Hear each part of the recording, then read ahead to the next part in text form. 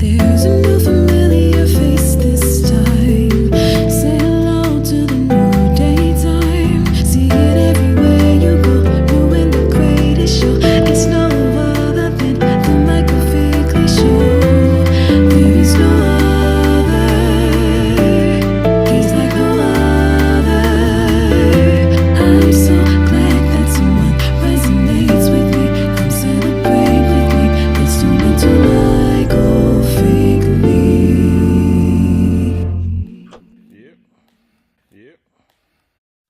Hello, everybody. Welcome to the show. I'm Michael Finkley. And so behind us, we're actually at the home of Miss Ogleretta Davis White.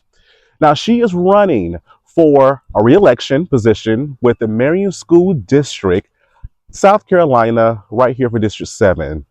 She's looking to change the wave of education even more so than she already has. Take a look at this.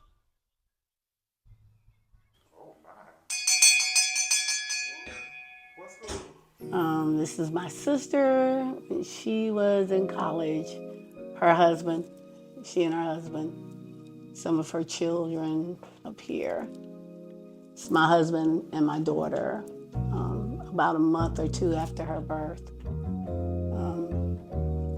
And the next picture is my dad's mother, Miss Maddie. So this is our family wall. This is my mother when she was in college. She went to, she graduated from Allen in education. My dad graduated from South Carolina State College. And she's a minister as well. Oh, that's my brother. That's my mother's father. He was a farmer. And my grandmother was a homemaker. This is my grandfather, James Monroe Davis. He was a principal at Singletary, Smith Swamp, and Spring Branch would have been his final installation, because then those were Rosenwald schools.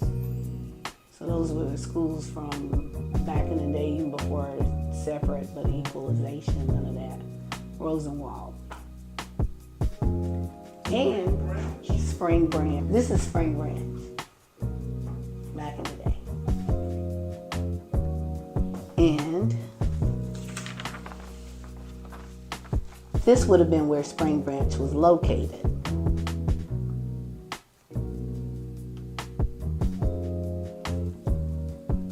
And that's Spring Branch, which would have been the Rosenwald School.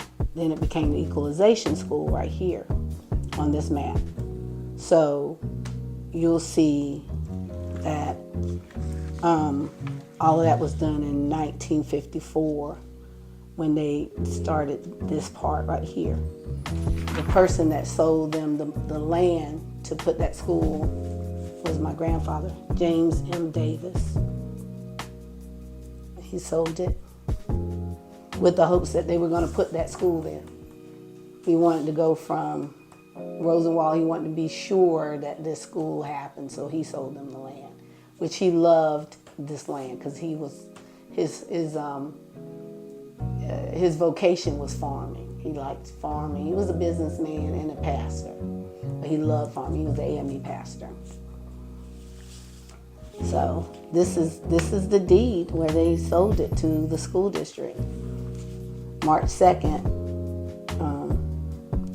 1954, and he died July 1954. He had a stroke in the pulpit at Bethel AME Church and died the next day. So, but this was his thing. He loved education. My father grew up different than my mother. My mother was, came from humble beginnings, and they were farmers. But my dad came from an educated group. So his father was an educator. His grandfather was a elder in the AME church, and this is where we came from.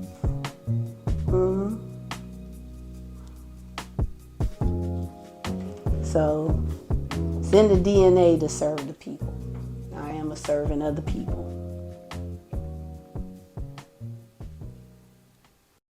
Hello, everybody. Welcome to the Michael Finkley Show and our brand new series, Your Vote Matters. And we're starting with this young lady right across from me, Miss Ogleretta Davis White. How are you? Welcome to the show. Hi, how are you doing, Michael? And thank you for having me. I am well. Thank you for asking. And you are running for this position in Marion County School District, District number 7. This is a re-election for you, correct? That's correct. Gotcha. And you've been in this role for how long now? Since 2015, I ran for the unencumbered part of the previous school board person who had resigned. Gotcha. So yeah, so when we ran, there was no incumbent. Ah, really? Mm-hmm. Okay. Wow. And you've been fighting for justice, educational justice, ever since. Ever since. Ever since. Even longer. Even longer. Yes. All right. So let's go all the way back. So your parents were educators. They were retired educators. How was that growing up in a house full of education? That is correct. And growing up in the house with educators was never the issue. It's when you go to school and the little stuff that goes on with school and your peers and things. So you grow up with an understanding of sort of standing out and standing up. So you have to be able to sort of be your own person. Mm-hmm. If you're not careful, you'll try to fit in. So it's not the house part. It's usually when you go to school that you're having to deal with whatever factors are out there, get in trouble. Your mom's right down the hallway and you get it both times. Because back then it was corporal punishment. So I get spanked at school and I get spanked by my mom. And, but everything was fine here. I grew up in a pretty mellow household. And then from that household and growing up, right, to the person we see today and to the role that you're in right now within the school district, what was that breaking point for you to say, I need to run for this position? Well, for me, it was the fact that I felt like this position was vacated. Mm-hmm. So I wasn't running. I would never have thought to do it if there was someone in there, to be honest, because that's just not, I'm not that person. Mm-hmm. Didn't see anything really broken. My child was doing pretty well. I could communicate with the teachers and stuff. But the things that I brought to the game that I saw maybe could be used. Things that I know things about real estate. I know things about state, local, and federal laws and guidelines, and have a great relationship with different elected officials, know people all over the state. So, and I, know to go legal, Mm-hmm. So having learned the things that I did once I got here. Ogleretta, you mentioned a lot of good things in your spiel when it comes down to your platform. But let's go back. You said within your advertising, you said continue efforts in the following. You said improving education and increasing salaries, as well as you mentioned. Now, South Carolina still sits within the corridor of shame, I-95, which affects our district, Marion County, which we're all products of. And then also too, when it comes down to salaries, if not be right, our teachers are some of the lowest paid teachers, if not in South Carolina altogether. In that right? So you mentioned some of these things, but what are some of the things that are already in place, and what will you continue to do to raise the standards of salaries and increasing education, improving it, retention, right, for our teachers, recruitment of our teachers? What does that plan look like going forward? Well, you said a lot. Mm-hmm. Help me remember. But let's start with salaries first. Salaries. Mm-hmm. What we did when I came on in 2015, around 2016, I was advocating for a salary study. Mm-hmm. It takes a little while for people to understand, because I'm one of 7, and there you have to wait for people to understand the process. So we finally got that done, started, say 2020. So we did a salary study and we just completed it, I want to say last year. So you're not going to be able to do anything till you know what it is and where we are within the PD, you know, and because they generally do it for your region when they do a salary. And they'll tell you for the state, but what matters mostly is how do you compete against your neighbors. And we are the lowest. You know, it's just that simple. There are a lot of things that didn't happen for a long time, and people have great reasons for doing it, but we never really had any kind of property tax movement or anything like that. And you know, so anytime you do something, it's so low that if you did a millage or two, because you can't exceed a certain rate, you still wouldn't have anything. So if we did that, we might get $20,000-$30,000 more. That's not going to help with the increase in salaries, which is why I was. You remember the county does a capital sales tax. That's something that's just a penny sales tax. Everybody's in that penny if you purchase anything, you know, within the county. Everybody has a capital sales tax, generally in the educational realm. Horry County has one, Florence has one, I think Dillon County has one, and or some counties actually share it with their school districts. We don't have any of that here, which is, it's not something to say bad about the county. It's just that's not how it's done here. So if we were able to do that, that could generate anywhere to $30 million within a certain frame. Take those monies for capital sales, because that's all you can do with it. You take the money and you switch it over to what the capital projects are, which we don't have enough money to do all of the deferred maintenance over the many years that the buildings have not been kept up as they should. Parking lots, all those kinds of things. Athletic fields, gone away. Didn't keep them, didn't maintain them. So we'll be able to do that. The money that is now allotted for that, for those capital improvements, which is generally a little less, however, is still substantial as it relates to making up the difference with different principals or the you know, whatever the position is. All of our salaries aren't real low. Because we did the salary study. We've increased incrementally over the last probably 6-7 years is when we start. So we got the bus drivers up. That's comparable. And when I say comparable to Florence and I think maybe Horry,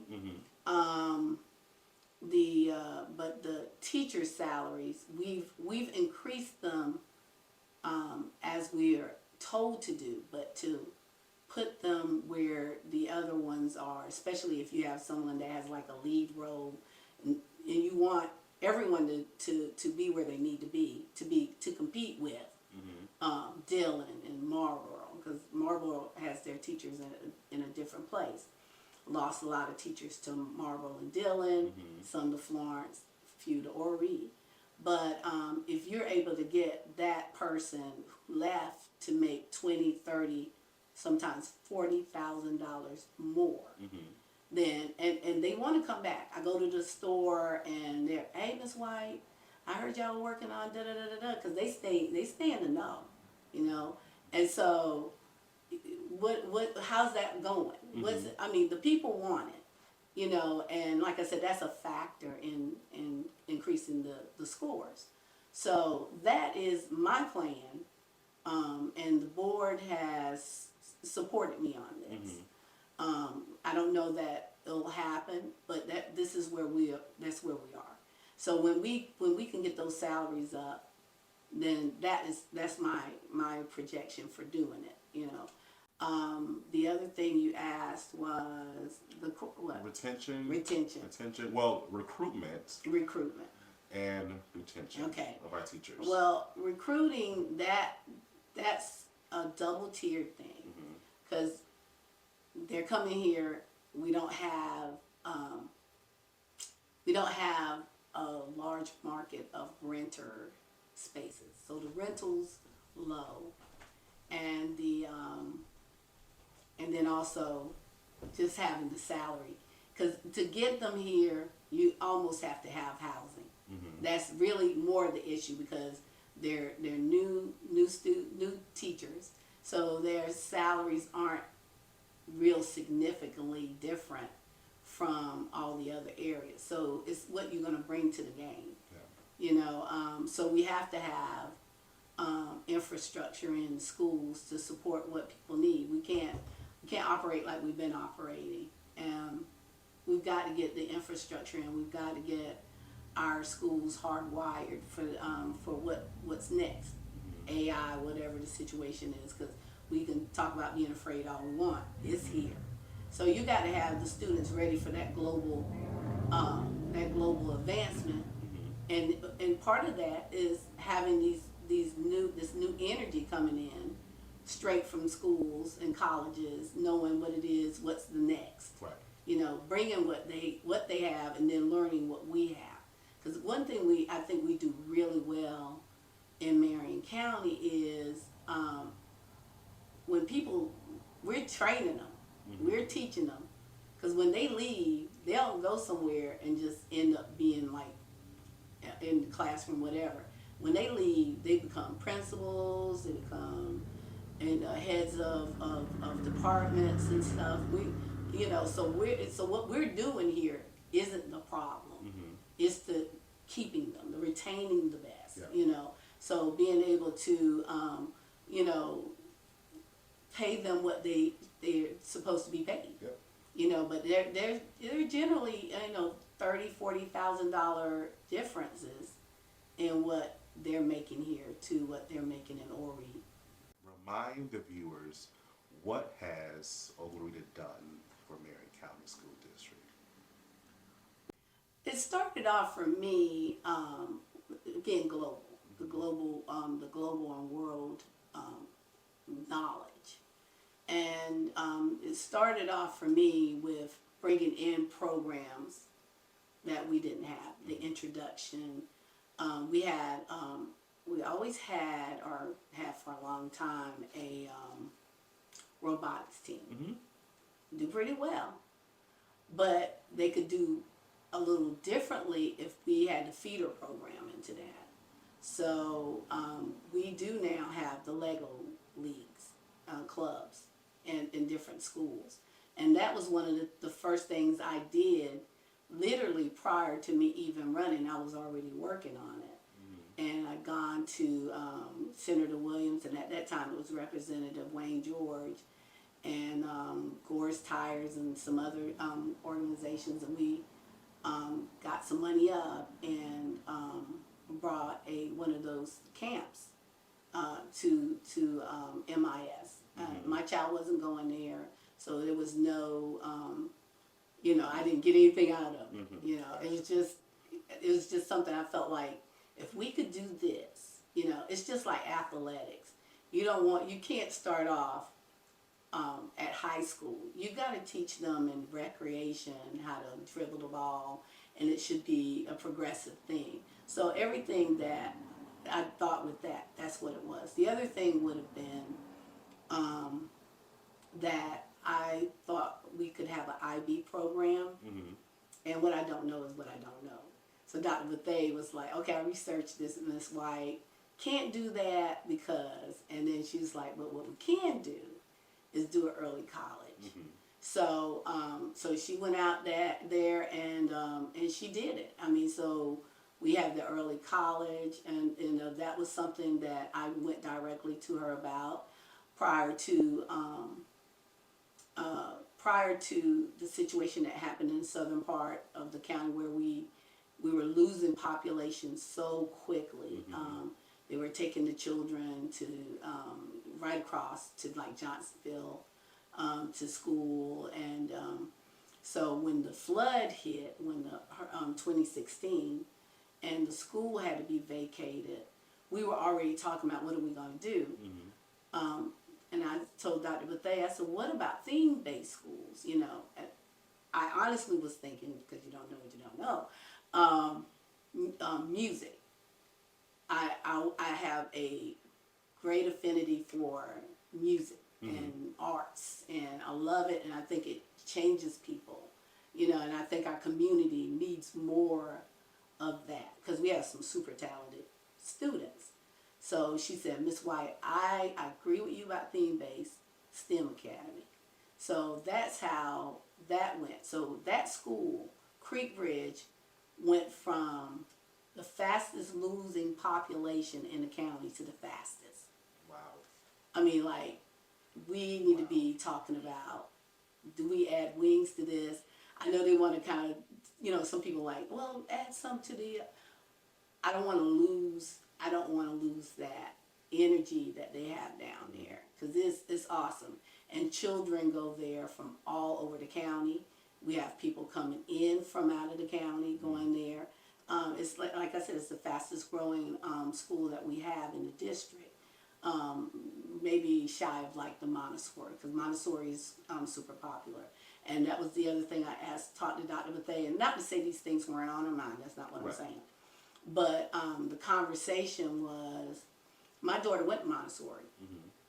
When before we moved here, we were in the Midlands area, and she went to the Montessori in Ridgeway, because they had this Montessori that was like phenomenal.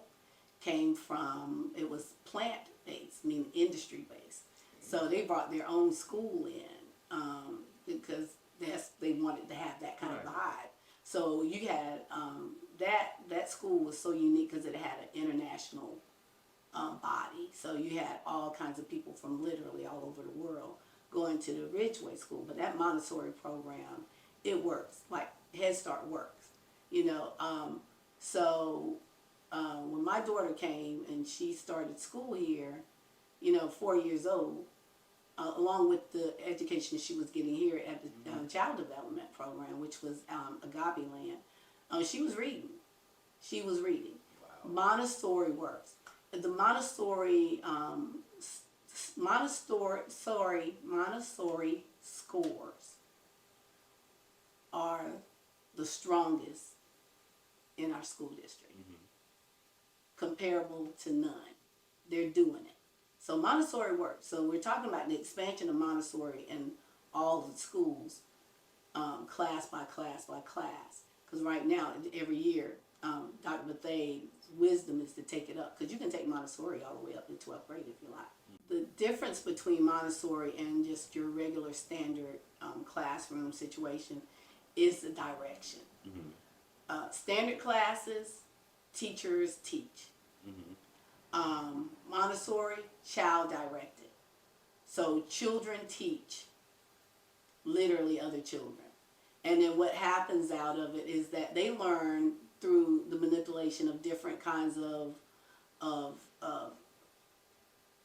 I don't think they call them games. They call them something else. But basically, your first grader could be doing geometry easily, because they're using these little toys and these manipulatives. And not only, you know, so everything that they do has about 5 or 6 purposes beyond what you see. Picking it up, looking at the triangle, making the geometric shapes. And so nothing is what you think. So when people go in there with, and they're like, my child's playing all day. So somebody says the same thing about Head Start. Head Start's it's child teacher directed, but Montessori is more child directed, even more so than Head Start. So that's why they work, because you and I playing together, you know a lot more about certain things than I know, and then who's the best teacher for me learning it than you? Right. So the teacher's there to help guide them through the whole learning process, and it works, because like I said, the manipulatives are the things, because you're not just sitting there with paper and pad. That, you know, you're not sitting at a desk. You can have, there's usually some tables in there and stuff, but it's not traditional. So it's a relaxed environment, and the teacher guides the children. So if you like to play in a particular area, and you've been there, and she's watching you the whole time, and she's writing it down. She's writing it down. Okay, now Michael's mastered it. Okay, so I need Michael not to go back to that area. So I'm gonna give you. So even more so like a competency-based learning aspect when it comes down to Montessori, right? What? I'm sorry. Competency-based Yes. learning. Yeah. Okay. And so they sit there and they teach them, and then next time you can't go to that area. They'll find a way. They're not going. You shouldn't. Not supposed to say you can't go to that area. You just you either let everybody choose, and then that area is no longer available, and then they go to another area. But I mean, it's a phenomenal approach, and I couldn't tell you how it goes from one level to the next because I'm not competent on that, but the philosophy remains the same, but their scores, because they're learning language at a different rate than everybody else. It's just, so some people are like, well, they don't bring papers home. All of it's going on. You can if you want to do it, but it's an extremely expensive approach because those manipulatives and toys are extremely expensive, and so, but I do know parents who've gone out and purchased it and they get it, they're like, okay, I get this, so that's why it works. It's expensive to train the teachers on it too. Gotcha. So in that situation, you don't want to train somebody and then they go to another school because you're not paying them. Gotcha. Ogleretta, I have learned so much about you from a different lens because I've seen you in other areas in the community, but just to see you in this and how you articulate so well within this field of education, being on the board, it's a very eye-opening experience. And I have to ask because we have others now that are looking to fill this seat for District 7. So why should the citizens of this county keep you in this seat? Well, I think, I know, because there's no bad candidates out there. The difference is the community base. I'm based here, and not just live here. I'm based here, and everything that I do, even on my off time, is about the improving life for these citizens. I live it. Everything that I do, I go to church. So everything, and not that I attend church, I'm there, I'm getting what I need. I'm not walking away from the word. And so having said that, I am really entrenched into our citizens being given the best, doing the best, having the best. I don't receive anything out of it. It is my assignment. So when I'm not doing work at the city of Mullins, and everything that I have, I give the same kind of energy because to me it's the same citizenship. So I'm still helping families, helping business, economic driven stuff, workforce housing, Marion County Long-Term Recovery Group. That's my sorbet. That's what I do just to release myself from all the other things, which you would think not, but I volunteer, and that's to help people with roofs and not be in a situation with poor housing if we can, trying to find a way to go to the next level. So we all work together. We get funds from, we're slotted to get maybe $1.5 million this year from Senator Williams is really pushing that so that we can be prepared for the next storm, because that's part of what we do. We help people sustain and then actually help them go to the next level. So again, housing, making sure that they're in a safe place, and that's seniors, families, everybody. So everything that I do I bring it to the nucleus of what I am, which is that school board, because you can't tease it out. Again, you can't just be concerned about one particular thing. You got to be concerned about the parents, again, in safe housing, having jobs. I work with Impact. That's an economic development group, and it's all about getting people to the next level employment wise, so that they're sustainable and not on any kind of public assistance if we do it right. Help businesses. So everything that I do is about improving our lives, and I bring that to the board table. So and that's again why I do feel that I'm the best candidate, not because someone's not a great candidate for whatever they are, but because I'm holistically. You're not going to find anyone to sit back where I'm seated that's going to bring the care and the knowledge and how to draft it for the families. I'm going to care about, we got a bunch of seniors that are taking care of children. I've got to be there for that. It's all about that. It's all about that whole nucleus. It's about the international teachers. We've got to care more about that. We got to do something to help them so that when they come in, we got to be more knowledgeable about the shifting of what that looks like. Not just who we're bringing in, the different visas that they have. My mind is blowing because I've been learning so much lately about that. So we've got to retain these people. They came here to help us in these classrooms. You can't just throw them away. Because they're essentially, and this is everywhere. This isn't a Marion thing. The international teachers are everywhere because people are going out of the career of education. Who do you think are sitting in the classrooms? And we have a responsibility to them and to make sure that they are providing the quality education that we need for our children. So you can't tease anything out, and you can't make anyone the enemy. You just have to make sure that you're addressing the call of the need. Stay laser focused on what the needs are of our community. Gotcha. Again, I've definitely enjoyed this conversation with you because, again, it's so insightful for me as a person that has lived here my entire life. I grew up here, went away, came back, and now seeing a different lens of the business of how the school district runs. So thank you for the insight. If voted back in, right, you listed so many different amazing issues that you are continuously working on, even as a community citizen, right? What is that one thing that you're going to just go hard in doing when and if, right, in this role once more?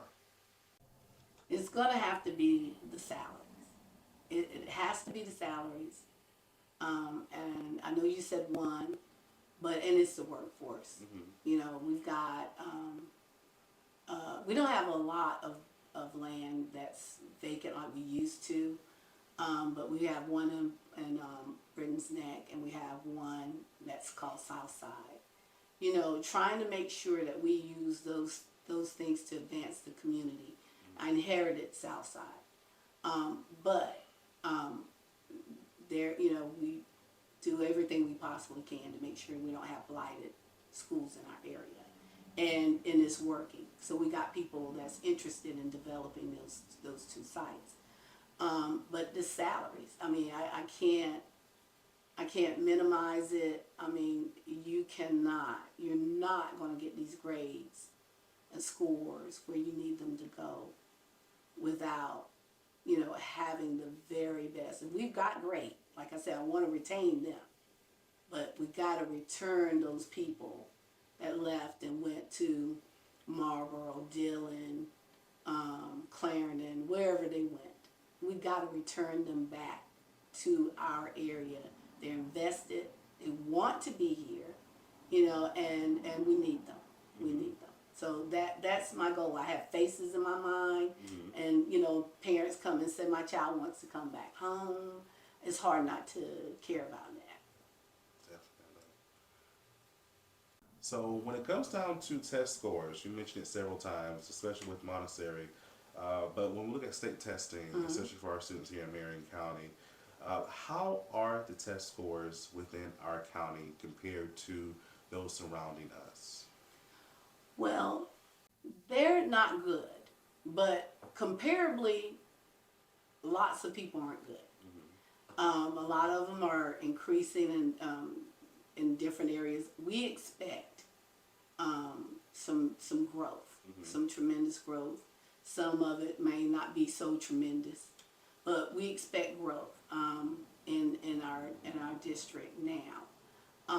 The other thing that we did is we have given Dr. Bethay the ability to say, I want to go beyond, because right now we got caps on everything. This is a range. This is a range. This is a range.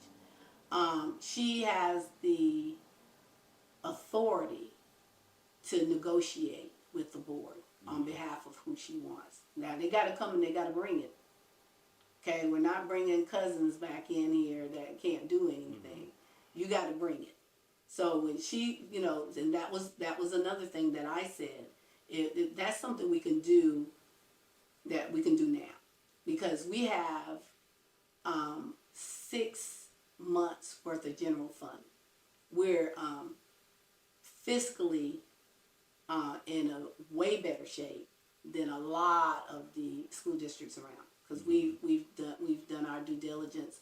Dr. Bethay does a fantastic job in trying to make sure we use certain funds for something else, and then and then taking those funds and putting them. So, for example, if something happened, which you understand that, like another COVID, we won't be trying to figure out, well, how are we going to get these things paid? Because, we can literally operate our school district for 6 months. Not many people can say that. That's one of the things that, really was important to me. Gotcha.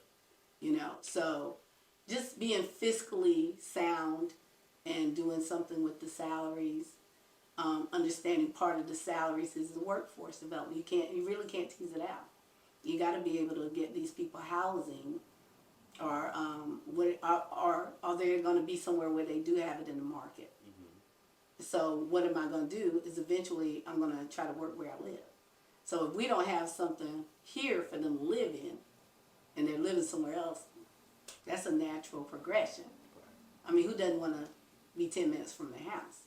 So, that's what we're going to do.